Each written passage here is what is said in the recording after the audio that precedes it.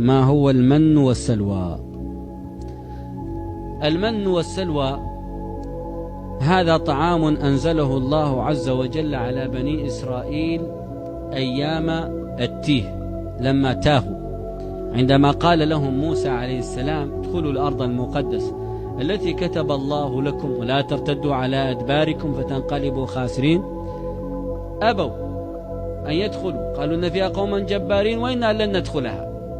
فلما أبوا ورفضوا أن يستجيبوا ضرب الله عليهم التيه 40 سنة، 40 سنة يتيهون في الأرض. خلال 40 سنة كان طعامهم المن والسلوى. ما هو المن؟ طيور السمان، تعرفون السمان؟ هذه الطيور كانت تنزل عليهم وهي مشوية جاهزة ويأكلونها، وتسمى منا. والمن القطع لأنها تأتي مقطعة وجاهزة ومذبوحة، فإما منا بعد وإما فدان. المن الذبح، ومنه سميت منى لأن فيها الذبح وقطع الرقاب. طيب، وأما السلوى فهي فاكهة، بعد ما يأكلون اللحم تنزل السلوى وهي حلوى يأكلونها بعد ما يأكلون اللحم.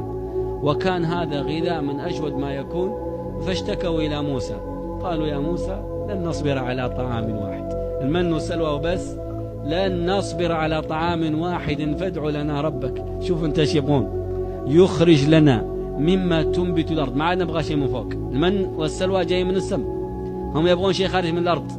ولنا ربك يخرج لنا مما تنبت الأرض من بقلها وقثائها وفومها وعدسها وبصلها. شوف قاعدين يبدلوا اللحم والمن والسلوى بالعدس والبصل فقال لهم موسى أتستبدلون الذي هو أدنى بالذي هو خير؟ يستبدلون، خلاص اهبطوا مصرا فإن لكم ما سألتم.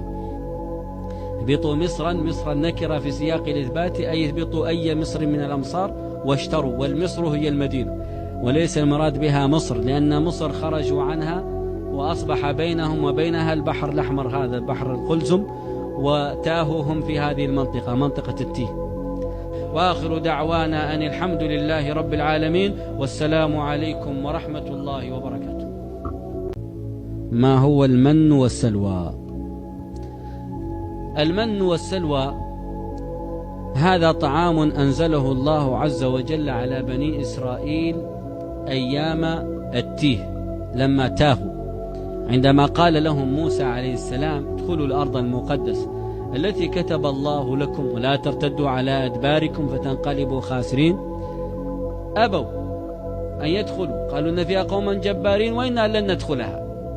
فلما أبوا ورفضوا أن يستجيبوا ضرب الله عليهم التيه 40 سنة، 40 سنة يتيهون في الأرض.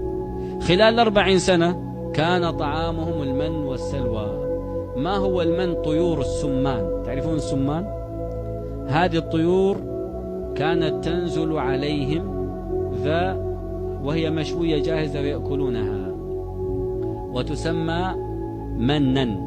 والمن القطع لأنها تأتي مقطعة وجاهزة ومذبوحة، فإما منا بعد وإما فدان. المن الذبح، ومنه سميت منى لأن فيها الذبح وقطع الرقاب.